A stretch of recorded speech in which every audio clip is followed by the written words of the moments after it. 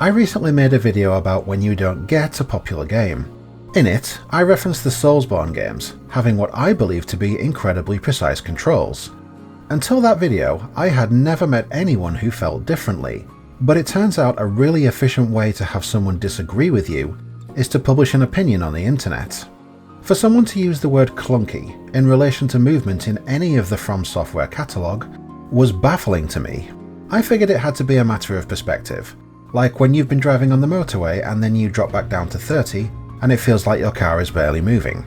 So I trawled through the comments, found the nicest one, and asked what sorts of games they usually played to make Souls games feel clunky by comparison.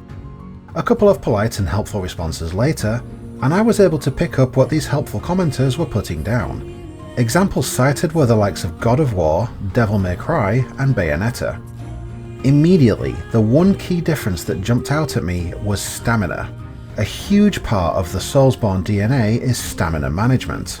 Almost every action has a price, to make you really think about what you're doing, to teach you control, to force you away from panic rolling and button mashing. Every action is designed to have a deliberate feel to it.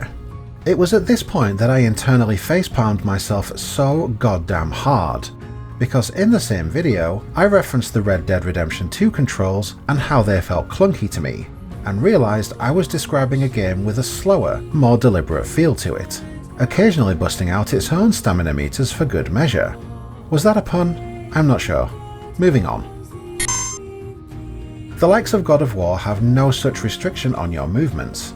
There is no limit to how much you can run, attack or roll before you have to cool down, and none of this is changed depending on the weight of your equipment.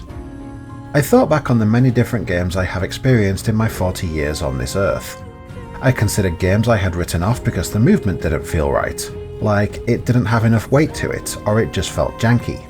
I remembered how back in my Call of Duty days, the Black Ops games always seemed to feel floatier than the Modern Warfare installments. I remembered Final Fantasy XIII, and wondered how much of the way that game felt was due to always being able to hear the clip-clop of Lightning's footsteps. Then you have different perspectives, first and third person games, 2D games such as Celeste or Super Mario, and even he feels drastically different when he switches over to 3D. Honestly, this was a rabbit hole that just never stopped giving. The more I looked, the more it became apparent that when movement is done right, it is all about making you feel like your character. A statement unfortunately memified into ruin by IGN, but I kept coming back to it all the same. Controlling an on-screen character needs to feel natural, intuitive. We the gamer want autonomy without having to think about it, but we also want the character to feel like who they're supposed to be. Take Kratos for example. This dude very clearly knows how to lift. He most definitely rides the Swoller coaster. If he was a wizard, he would be Lord Swoldemort. You get my point. The guy is more than sufficiently quick on his feet, but he has a weight to him too. With heavier characters, there's a general expectation for them to feel weightier. But again, how a character is meant to feel can absolutely supersede all of this. The Doomslayer is more than buff enough to bro down with the likes of Kratos, but his movement is so fast and so glidey that the first time you push that left stick forward, you probably had to check the settings to make sure you hadn't accidentally slipped on the sensitivity meter. If you're like me, however, you quickly realise that this is how the Doomslayer is supposed to feel, especially when you start parkouring around the arenas.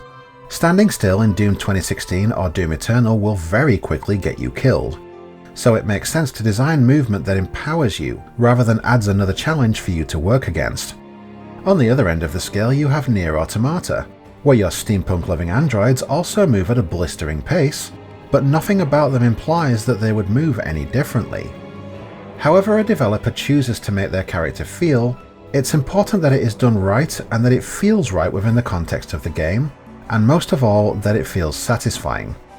I'm very hesitant to bash on Mass Effect Andromeda, because I did enjoy it, and here's the Platinum Trophy to prove it, and I think the developers did the best job they could, in a project that wasted 3.5 of the 5 years it was allocated, and who were forced to create a third-person game using an engine made for first-person shooters, but with every step you took in the Andromeda Galaxy, it never quite felt right, and you just knew that it could have been done better. The type of game that you're playing will heavily influence the style of movement that it employs. If you take any of the Assassin's Creed games for example, third-person stealth action-adventure games, the movement needs to feel light and fluid. You need to be able to effortlessly chain different movements as you climb structures, and you need to be able to smoothly transition into low-profile movements without having to sacrifice too much of your speed. Now let's look at Dishonored 2, a stealth action-adventure game where you can spend the whole game in low profile, never letting yourself be seen, or charge in and expertly juggle multiple enemies in open combat.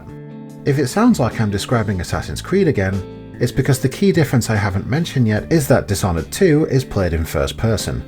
In third person you can of course see all around your character, and that level of awareness damn near makes you omniscient compared to the same experience in first person, where you cannot see behind you, where you have to peek through keyholes and around corners to have any idea of what's coming. In Dishonored 2 your movement is far more deliberate. You feel every step that you take as you crouch, run and jump your way through the city of Dunwall. In a game that exists directly from your point of view, rather than one that you have a perpetual bird's eye view of, it feels right that you feel every bump, step and slide. One of the things that defined the older Resident Evil games was the developers combining the use of fixed camera angles and tank controls. In claustrophobic games where you face enemies that just keep on coming, in spite of all the precious ammo you have wasted trying to put them down, giving your characters a rudimentary movement style is a pretty genius way of ramping up the tension. Eventually you get used to it and outmaneuvering the zombies becomes second nature, but on your first playthrough it really does make you weigh up whether you want to risk losing a chunk of health by trying to make a run for it.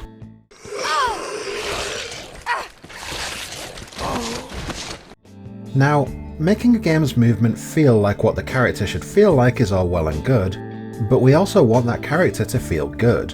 When we press a button, we want the thing to happen, and we want it to happen right then in the moment. We want responsive controls. Animations are incredibly important here. Pressing a button and not having the action happen because of an obtuse animation is a clear indicator of a misunderstood assignment. A good developer works hard to find a balance.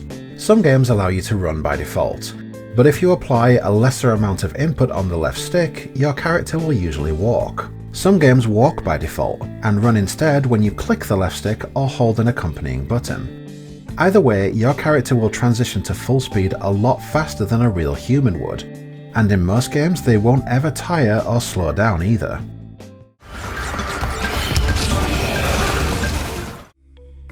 One thing I really do like though, is how when your character stops running, they don't just stop dead like a spring stuck in the ground. They have a stop animation, with the tiniest last bit of inertia playing out before they come to a stop. It's a nice touch, and one that forces you to weigh up when to walk and when to run, especially if you're playing a game that requires precision. At the start of this video, I referenced games having a deliberate feel to them. Whether it's swinging a sword or mounting a horse, most games will commit you to the action for the duration of the animation. The dodge roll is synonymous with Dark Souls, and for good reason. Each roll has a period of invincibility attached to it, and these iframes can really save your neck. The roll is not a singular animation though. There are different types depending on how heavy your equipment is, with the slowest of which being the notorious fat roll. For a game like this to work, there needs to be a fair balance between the animations of your character and those of your enemies. Whether it's a disparity between your actions and those of the enemy, or your animations not being responsive enough for the prompts like dodge, parry or counter, this sort of thing can really sour an experience, and result in something more commonly referred to as the enemies performing bullshit attacks. In the embrace of Messmer's flame. Quick experiment. The next time you're outside, try jumping, changing direction in midair, and landing on a surface higher up than the one that you started on. I don't know what level of gravity is being exerted on video game characters when they jump, but more often than not it cannot possibly be the same as that of the Earth. I thought about this recently when I finished Super Mario Odyssey.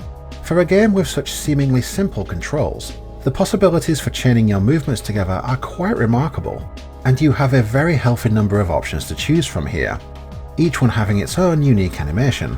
The weird thing is, my internal monologue on movement didn't actually trigger until the end of the game, when you go to the moon.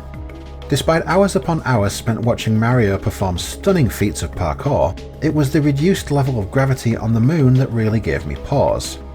Putting a character on a known celestial body where reduced gravity is expected is one thing, but how exactly a game can keep a character's feet on the ground, but also give them Olympian levels of aerial dexterity really had me scratching my head. Fortunately, someone had already done my research for me, and as super luck would have it, they used Mario as a test subject. I'll link the article in the physics factbook in the description for those who want to know more, but the gist of it is, getting Mario to high altitudes isn't the challenge. The challenge is getting him back down to the ground in a way that feels natural. To achieve this, the developers massively increase gravity, and the result is that whilst Mario can reach heights of over 5 times his height, he also descends back to ground levels at speeds that would kill a normal human. The realism is achieved by controlling his rate of descent. I'm not sure what I expected to find when I peeped behind this particular curtain, but it just goes to show the type of things developers have to account for.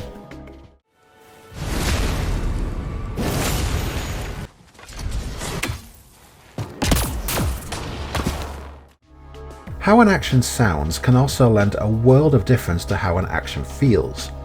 We previously referenced how the Doomslayer glides and zooms around the battlefield, but listen to what he sounds like when he grabs onto a climbable surface.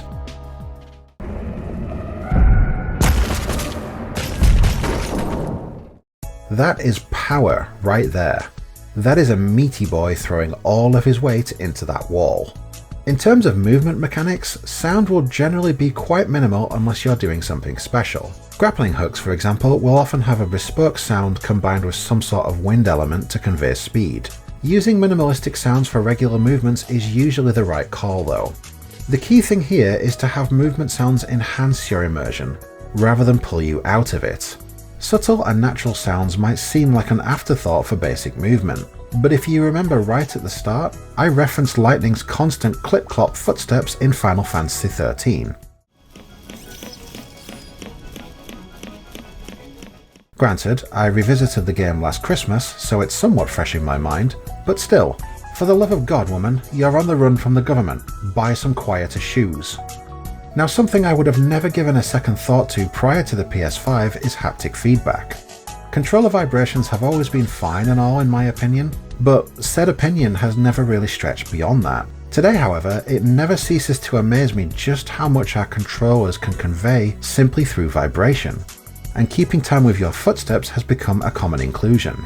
Capturing the feel of your character through their movement has come up a lot today, whether it's the tiniest of vibrations to indicate a raindrop falling on your character, or a full-on stable current running through your hands whenever you use Astrobot's boost jump. I think it's such a cool little extra, and the devs who make this stuff happen deserve a lot more credit than they get, especially the ones behind Astrobot.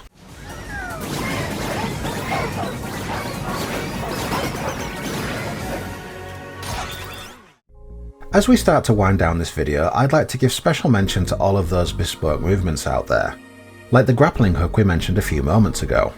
Take everything that we have discussed so far, the feel, the style, the animation, the sound, and then apply it all to a movement not found in the traditional human range of movement. Sekiro is all about stealth, so his grapple is as stealthy as it is satisfying, compared to Reboot Dante, whose vertical traversal equipment is born of raw celestial/demonic power. Nothing about his grapple arm or the world he uses it in implies that this movement is going to be quiet, and rightly so, it isn't. Dishonored 2 has so many ridiculously cool gadgets and magic powers to make use of, the most fundamental of which are probably the teleport powers. That's teleport powers plural, because each character has their own, that does the same thing but stylistically and visually very differently. And I love that, and personally much prefer Emily's massive shadow hand. Something feels wrong. Whenever I publish a new video, people will disagree with at least some of it. And that's fine, I'm always open to dialogue. And if someone decides to be a dick, then me writing this line is the full extent to which I care about their opinion. Every now and then though, some of this discourse really gives me pause, and following up on the assertions that I was wrong to call Souls games precise turned out to be a worthwhile journey. I'm glad I looked further into the reasoning behind some of the facets of movement in video games, and I'm also glad for those of you who chose to comment in a mature manner, because I probably wouldn't have done so otherwise. Thank you as always for watching, my friends. I will see you on the next one.